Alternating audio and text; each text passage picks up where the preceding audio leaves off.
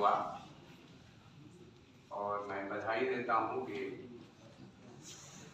एक से एक अच्छे कार्यक्रम आप लोग करते जा रहे हैं। उसमें व्यास जी पर उनकी शताब्दी वर्ष में कार्यक्रम न होता तो फिर कब होता। मेरे ख्याल से उन पर ये पहला कार्यक्रम हो रहा है। उनकी किसी पुस्तक पर भी कभी कोई आयोजन नहीं हुआ। आयोजन तो प्रोफेसर शिव प्रसाद सिंह को जब साहित्य अकादमी अवार्ड मिला था तब भी नहीं हुआ। विभाग में तो नहीं हुआ, शहर में हुआ। तो मैं इसलिए बधाई देता हूं कि यह एक शुभ लक्षण है और व्यास जी का व्यक्तित्व और उनका जो किया हुआ है वह सब जरूरी था कि विभाग में बार बार उन पर चर्चा हो। छोटी गोष्ठियों में भी हो सकती है। जैसा कि कहा गया कि बहुत स्पेक्ट्रम विशाल है, बहुत क्षेत्रों में उन्होंने कार्य किया। 1925 उनका असली जन्म तिथि उनकी 1923, लेकिन उनके बाबा ने, जैसा कि बताया वंदना जी ने, हाड़ाओं का पुराना राज था बूंदी और उसका एक पुराना राजगुरु परिवार था। तो उनके बाबा ने बचपन से ही इतनी जबरदस्त तैयारी करवाई थी कि उन्हें 2 बरस जो है वो उम्र बढ़ा के लिखवाना पड़ा। एडमिशन नहीं हो रहा था, मतलब इतने तेज थे तो इसलिए वो 1925 और 1923 वाला जो उनके सर्टिफिकेट में जो है वो असली से बढ़ा के कुछ किया गया है।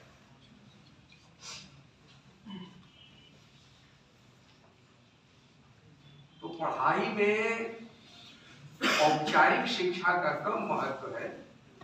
खुद उनके परिवार में ही जो पांडित्य की जबरदस्त परंपरा थी उसके भीतर से वो आए और उसको ठीक से जीते थे, अंत तक वो जीते रहे। आप देखें तो उन्होंने शुरू से अंत तक जितना भी बड़ा काम किया वो सब संस्कृत भाषा और साहित्य को लेकर किया। उन्होंने रिटायरमेंट के बाद उन्होंने एमरिटस प्रोफेसर्स के लिए जो परियोजना दी यूजीसी को और जो स्वीकृत भी हुई वो भरत के नाट्य शास्त्र पर थी और वो किसी भी विभाग में ज्वाइन कर सकते थे। हिंदी, संस्कृत और प्राचीन भारतीय इतिहास संस्कृति, इन तीनों विभाग में यूजीसी ने उनको स्वतंत्रता दी थी। लेकिन उन्होंने संस्कृत विभाग में ज्वाइन किया क्योंकि हिंदी विभाग वैसे ही झगड़ों और मुकदमों के लिए बहुत बदनाम था।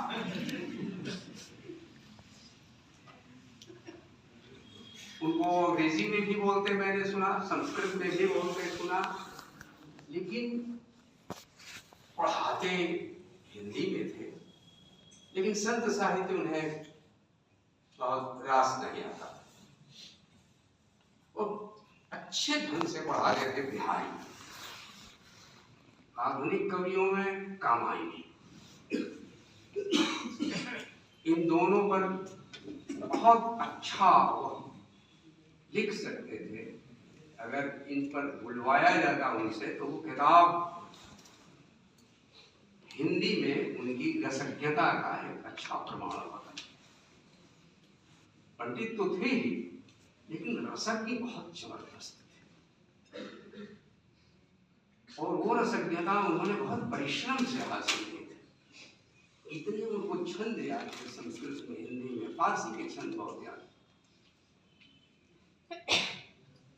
बिहारी के लोगों को पढ़ाते हुए फारसी काव्य परंपरा और जो मध्यकालीन परिवेश सांस्कृतिक,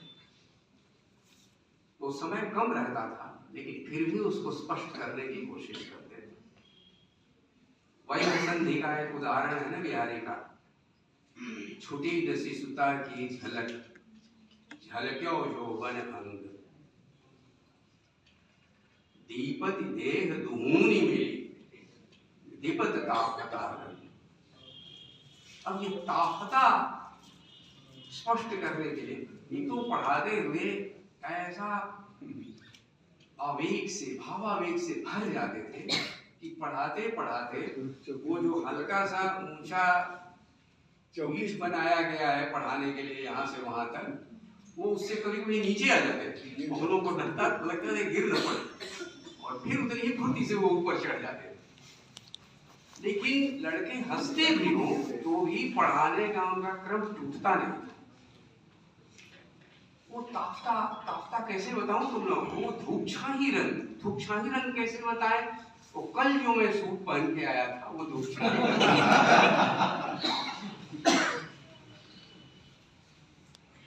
और बिना किसी संकोच के, जहां सौंदर्य का वर्णन है तो वो बाकायदा आंखें, भौं है, खौरी पलंच सर, तो उसको बना के वो स्पष्ट भी करते। एक विषय पीएचडी का उन्होंने दिया था, बिहारी सतसई का तत्कालीन चित्रकला के परिप्रेक्ष्य में अध्ययन। तो मैंने सोचा कैसा विषय, लेकिन दिल्ली म्यूजियम में एक बार मैंने देखा, वैसे तो घंटों लगे जाते हैं और शायद महीने भर मेहनत करे आदमी तब जाके ठीक से कोई म्यूजियम देखा जा सकता है, लेकिन जो 5-6 खंडे एक दिन मैंने देखा था तो उसमें मैंने कई पांडुलिपियां ऐसी देखी, उनमें बिहारी सतसई की भी पांडुलिपि थी, जिसके एक एक दोहे के किनारों पर उस दृश्य को चित्रांकित किया गया।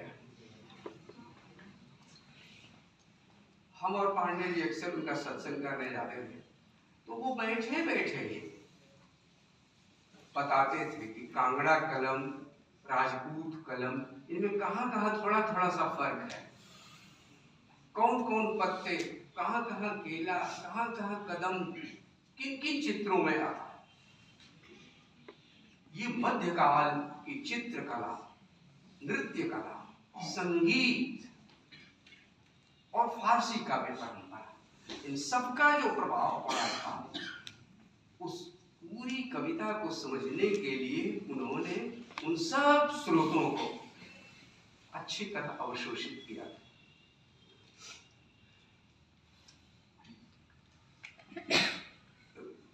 पाठक जी को शायद याद होगा, उन्होंने एडमिशन लिया संगीत महाविद्यालय में, तो पढ़ाने के बाद कुछ दिन वहां संगीत पढ़ने जाते रहे।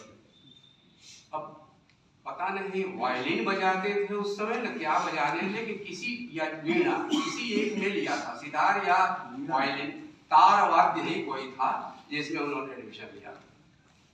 और संकट मोचन के ध्रुव संगीत समारोह में तो एकदम अगली कतार में रहते थे और दाद देते रहते थे, और संगीतज्ञों का भी उनकी ओर ध्यान रहता था कि व्यास जी किस बात पर ध्यान दाद देते हैं। नृत्य की जो मुद्राएं हैं,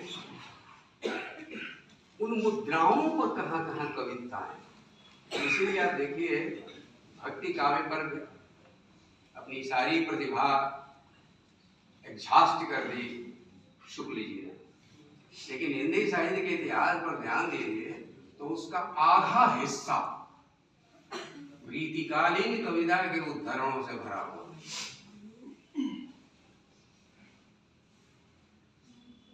तो जो कविता की कारीगरी है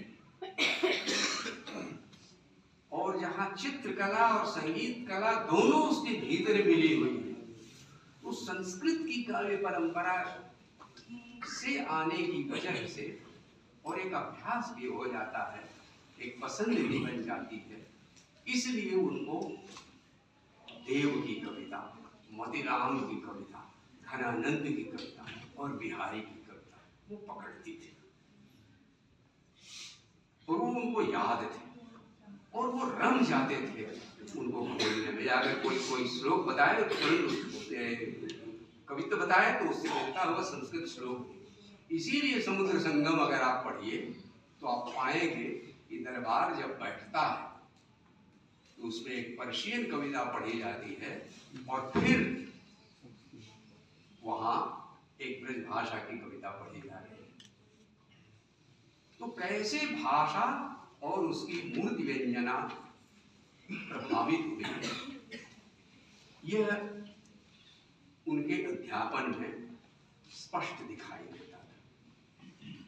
और कहीं अगर संस्कृत कविता को, कालिदास की कविता को उस तरह से नहीं समझा जा सकता।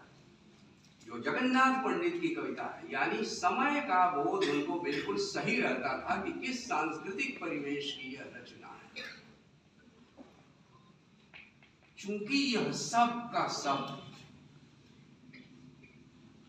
कविता का सांस्कृतिक परिवेश, चूंकि उन्हें संत साहित्य में नहीं मिलता, तो इसमें उनकी रुचि भी नहीं होती। छायावादी कविता में भी उन्हें जयशंकर प्रसाद अधिक पसंद थे, क्योंकि उनके यहाँ जीवन में चित्रों की पूर्णता अधिक दिखाई देती थी, खास तौर से ब्राह्मणी में। तो वो कालिदास के सांस्कृतिक परिवेश का कवि किसी को मानते थे तो प्रसाद जी को मानते थे। लेकिन भाषा विज्ञान और काव्य शास्त्र, जिसमें उन्होंने ठीक ठाक अच्छे ढंग से काम किया, और ध्यान दीजिए जब ठीक ठाक ढंग से काम करते थे तो अपनी चुनौती किससे वो मानते थे। नगेंद्र जी को शायद वो 5 मिनट भी देखते हो तो देखते हो, नहीं तो नगेंद्र जी वो कहते थे कि काव्य शास्त्र में बेमतलब उन्होंने काम किया, उसका कोई मतलब नहीं। और धीरे से बता दें संस्कृत परंपरा से नहीं आए, सम्मान करते थे, किसी की भी बात काट देते थे, खड़े होकर नहीं काटते थे, लेकिन बात में बताते थे कि ऐसा बोल रहे। लेकिन पंडित विश्वनाथ प्रसाद मिश्र और बलदेव उपाध्याय को तो अपना गुरु ही जैसा मानते थे। उनके परीक्षक भी थे ध्वनि संप्रदाय वाली PhD के। वास्तव में जब वो 25, 26, 27 साल के थे, उस समय उन्होंने लंदन विश्वविद्यालय के सेंटर ऑफ ओरिएंटल स्टडीज में फर्थ और एलेन के अंडर काम किया था पॉलिटिक्स पर। और उसी समय उन्होंने संस्कृत भाषा का जो भाषा वैज्ञानिक विवेचन है पुस्तक, जितनी भी भाषा विज्ञान की गंभीर किताबें हैं उनमें ये व्यास जी की किताब कोट की जाती है। ये ध्यान दीजिए, वो 50, 51, 52 के ही दौर में उन्होंने लिख लिए थे। तब तक टी बरो की किताब नहीं आई थी। अंग्रेजी में 2 ही किताबें संस्कृत भाषा पर ठीक ठाक मानी जाती हैं, एक टी बरो की और दूसरे बटकृष्ण घोष, B.K. घोष की। उसके बाद हिंदी में भोला शंकर व्यास, हिंदी में एकमात्र पुस्तक है, अब तक की एकमात्र संयोग से। ये किताब 1957 में जब आई तो उन्होंने घोष और बरो इन दोनों की किताबों का भी उल्लेख किया। उन्होंने भूमिका में भी कहा कि मैंने इन लोगों से उपयोग किया है, लेकिन किताब उन्होंने लिख ली थी पहले। इससे अनुमान लगा लीजिए कि वो कितने परिश्रमी और अंतर्दृष्टि संपन्न। पॉलिटिक्स में उनकी पकड़ इतनी जबरदस्त थी, बाद में, बहुत बाद में, जब हजारी प्रसाद द्विवेदी ने ऐतिहासिक व्याकरण योजना परियोजना बड़ी तैयार की, तो उसमें पॉलिटिक्स वाला ना ये वाला काम, ध्वनि विज्ञान वाला काम, वो उन्होंने व्यास जी को दिया। वह खंड उनका लिखा हुआ। उसी तरह से क्रियाओं पर काम उन्होंने सुखदेव सिंह को दिया। पंडित जी का खंड तो छप गया, बाकी लोगों का खंड पता नहीं है, पता नहीं UGC में भी है कि नहीं है। लेकिन उसमें शिव प्रसाद जी ने काम किया था सर्गों पर, पोस्ट पोजिशंस पर और क्रियाओं पर सुखदेव सिंह। तो उसी समय उनकी योजना थी कि इसी तरह मध्यकालीन आर्य भाषाओं पर दूसरा खंड और आधुनिक आर्य भाषाओं पर तीसरा खंड ये बड़ी परियोजना उनके उसी समय दिमाग में आ गई थी। लेकिन यहाँ आने के बाद जब हिंदू विश्वविद्यालय में उनकी नियुक्ति हो गई तो विभाग की मांग और परिवेश और स्वयं अपने एकेडमिक जरूरत की वजह से उनको दूसरे काम करने पड़ गए, इसलिए वो नहीं हो पाए।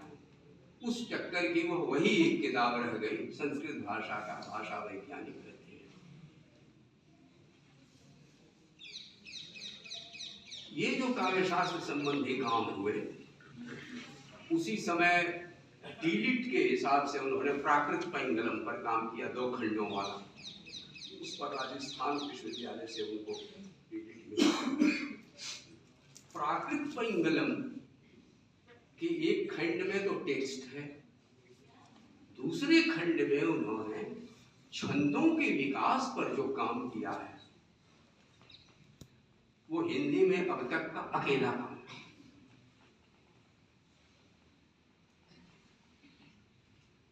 दूसरे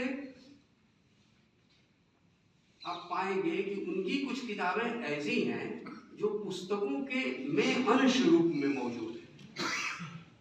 अंतिम दिनों में हम और पांडे जाए उनसे कहते थे गुरु जी इसको अलग किताब के रूप में छपवा लीजिए। जैसा कि उल्लेख इन्होंने किया कि उन्होंने हिंदी का बृहद इतिहास, हिंदी साहित्य का बृहद इतिहास का जो एक खंड है राजमणि पांडे का कराया हुआ, उस खंड में हिंदी की जो पृष्ठभूमि है, हिंदी साहित्य की पृष्ठभूमि, उस पर सामग्री, उसमें संस्कृत प्राकृत परंपरा की पृष्ठभूमि पर पूरा अध्याय वो व्याकरण का लिखा हुआ, वो पूरी एक किताब के बराबर। तो मैं जब भी कहता था उसको अलग से छपवा दीजिए, मोटी किताब कौन पढ़ेगा, आप जाके देख लीजिए, कोई इशू नहीं करा था।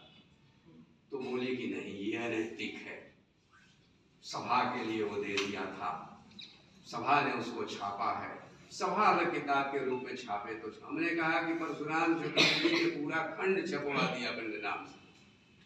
अब मिला के देख लीजिए, बृहद इतिहास का निर्गुण धारा वाला जो खंड है उसको उत्तरी भारत की संत परंपरा से मिला के देखिए, पूरी किताब एक ही है। हमने कहा उन्होंने अलग किताब के रूप में छपवा लिया और आपने टिकटा लिए पकड़े हुए, इसको अलग से छपवाइए, लेकिन उन्होंने नहीं छपवाया। और अंतिम दिनों में पंडित बलदेव उपाध्याय ने संस्कृत वाङ्मय का बृहद इतिहास निकाला उत्तर प्रदेश सरकार के लिए। उसमें पहला वेद पर है, दूसरा वेदांग पर है और तीसरा जो है वो आर्ष काव्य यानी रामायण और महाभारत, वो उन्होंने व्यास जी को दिया। व्यास ने कहा पंडित जी और भी लोग हैं, नए लोग, उन्होंने कहा नहीं मैं तुम पर भरोसा करता हूँ। तो वो बहुत बाद के समय का किया हुआ। तो यद्यपि वो संपादक है लेकिन उसमें भी उन्होंने जो प्रविष्टियां लिखी हैं मैंने देखा कि वो अभी 250 पृष्ठ का है। रामायण पर 5-7 लेख हैं उसमें, महाभारत पर भी उतने ही 5-7 लेख उनके हैं।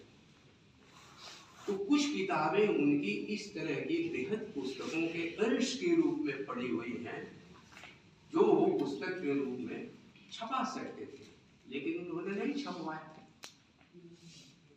इसके अतिरिक्त उन्होंने हिंदी साहित्य कोश में, विश्वकोश में और दूसरी जगहों पर उन्होंने प्रविष्टियां जो लिखी हैं उनकी भी संख्या बहुत बड़ी। 2 गुरुओं के लिए मेरे मन में बड़ी कचोट थी कि खासतौर से विजय शंकर मल्ल कम लिखा था, लेकिन मैंने जब उनको तो बोले कि मेरी किताब बन सकती है क्या? मैंने कहा अरे गुरुदेव इतना ज्यादा है, आप कहिए तो मैं इकट्ठा कर दूं। अच्छा कल आओ फिर इस पर विचार करते हैं। कल पहुंचते थे, आज तो मूड नहीं बनता। लेकिन मुख्य बात यह थी कि वो उसको पुस्तक लायक समझते थे।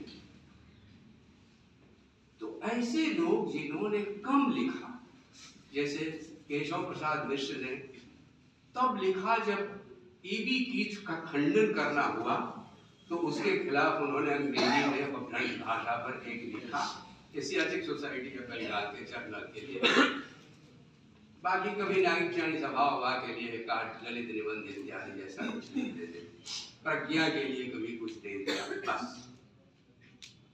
बोलिए अरे बहुत लिखा जा चुका है, मैं क्या लिखूं।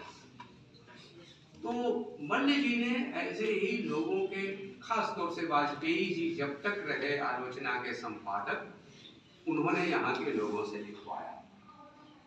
उस समय की आलोचना में आपको व्यास जी के लेख मिलेंगे, मल्ल जी के लेख मिलेंगे, बच्चन सिंह के मिलेंगे, मेरे ख्याल से ब्रजविलास श्रीवास्तव के भी होंगे ऐसे। तो मित्रों, मैं कोई और अकादमिक चर्चा न करके, मैं सिर्फ इसीलिए जानबूझकर मैंने इस बात की चर्चा की कि व्यास जी पर शोध लेकर या जिस भी माध्यम से उनके अनेक पहलुओं पर काम किया जा सकता है। इसके अलावा कुछ चीजें हैं जो पुस्तक रूप में नहीं आई। बाद के दिनों में जब विशेष रूप से राजस्थान ने उनको सम्मानित करना शुरू किया, तो अंतिम दिनों का उनका एक व्याख्यान है, पता नहीं संस्कृत में दिया था उन्होंने या क्या, राजस्थान में अभिनव गुप्त पर। तो उसमें से एक अंश तो मैंने पढ़ा था, जिसमें उन्होंने इमेजरी के ख्याल से, यानी बिंब विधान के माध्यम से अभिनव गुप्त की जो काव्य दृष्टि है उसका विवेचन बहुत बढ़िया किया।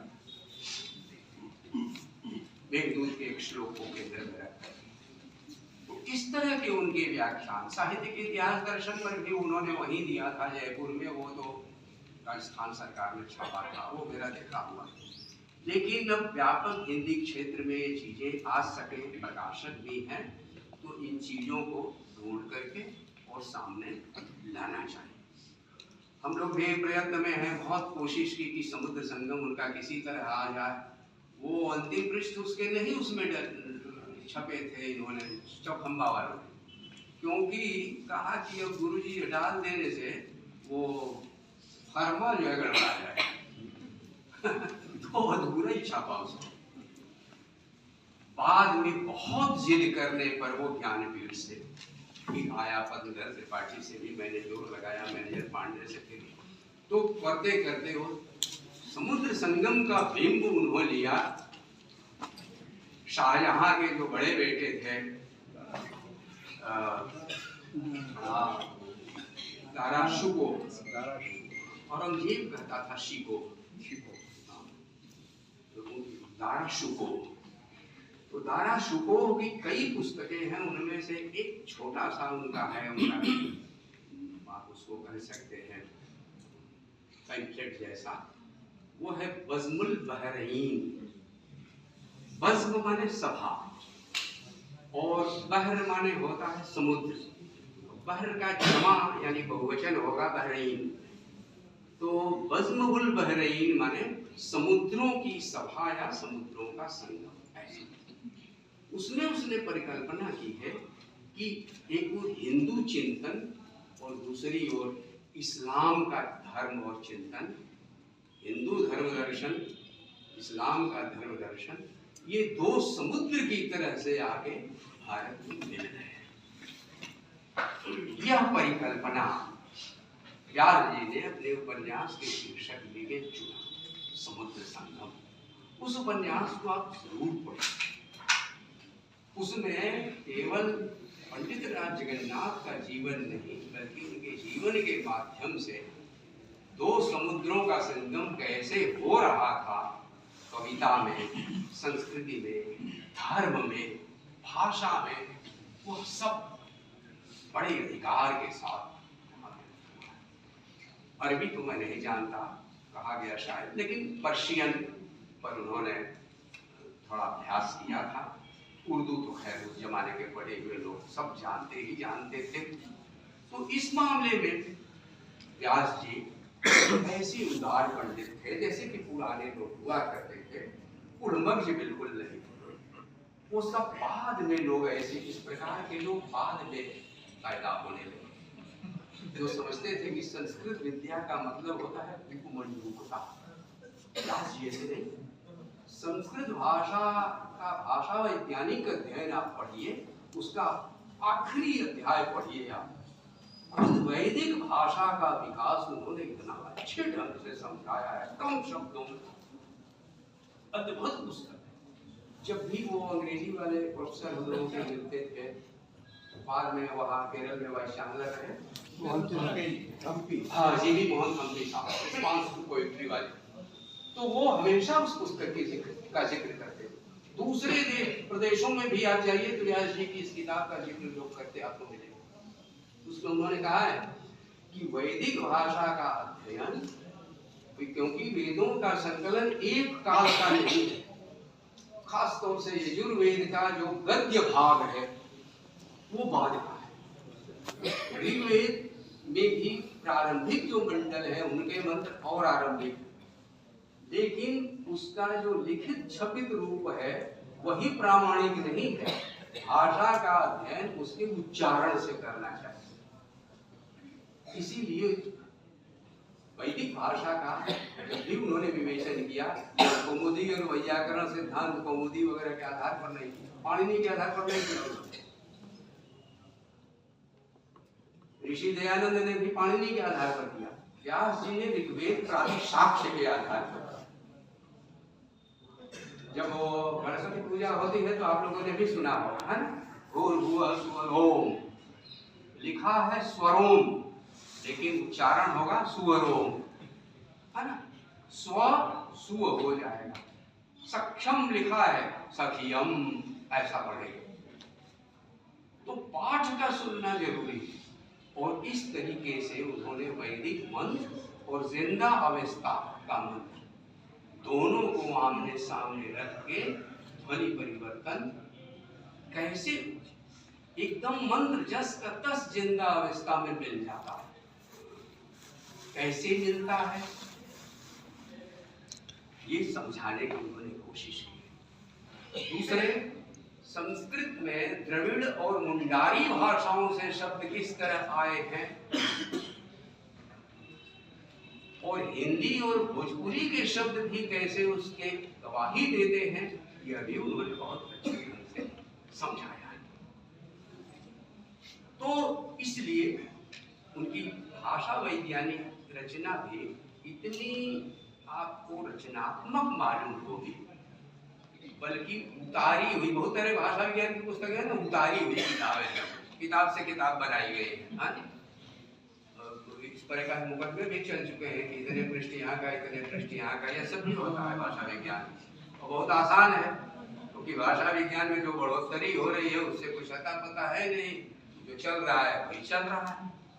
लेकिन व्यास जी की पुस्तक में आप पाइएगा कि तब तक जो कुछ बोगाचकुई गांव में कुछ ईंट के टुकड़े मिले थे, दो घटनाओं ने बहुत प्रभाव डाला भाषा विज्ञान के विकास में। एक तो पाणिनि की अष्टाध्यायी जब मिली तब एक बहुत बड़ी खिड़की खुल गई, और दूसरे तुर्की में बोगाचकुई गांव में कुछ ईंटें मिली, उन ईंटों पर हित्ती सभ्यता के कुछ ऐसे शब्द मिले जो वैदिक देवताओं से मिलते जुलते थे। उसके बाद आप पाइएगा कि भाषा विज्ञान का पूरा दरवाजा। लेकिन व्यास जी ने उसमें जो अपनी ओर से नया कुछ जो जोड़ने की कोशिश की है वो देखने की बात है ना। तब केवल उनकी उम्र सोचिए 25-27 साल की थी, तो बहुत कुछ हो सकता था और नहीं हुआ। वह सब जगन्नाथ के माध्यम से अपने उपन्यास में उन्होंने अपनी पीड़ा भी उसमें जगह जगह डाल दी। वो मैं उद्धृत करना चाहता था लेकिन उसका अवसर नहीं है। लेकिन वो जो एक पीड़ा है, एक विद्वान देश में ऐसी परिस्थिति शैक्षणिक परिसर में अगर हो जहाँ वो अपनी महत्वाकांक्षा को, यानी कि रचनात्मक शैक्षणिक महत्वाकांक्षा को पूरा नहीं कर पा रहा है, तो इससे उसका जो नुकसान होता है सो तो होता है देश का नुकसान, बहुत बड़ा नुकसान होता है। यही थे वो निर्गुण कर्ण का पोइट्री ऑफ निर्गुण कर्ण वाले जो बड़थवाल साहब यहाँ से ठोकर खा के बेचारे लखनऊ गए। लखनऊ में भी ठोकर मिल गई, चंद्रभान गुप्ता से कैसे टकराते। अंततः वह मानसिक रूप से बीमार हुए और अपने गांव जाके खत्म हो गए। बहुत कम उम्र में चले गए बड़थवाल। तो भारी भारी विद्वानों की बलि हो चुकी। इसलिए यह भी एक अकथ कहानी है अपने शैक्षणिक परिसर की। व्यास जी ने वो पीड़ा अपने उस उपन्यास में डाली।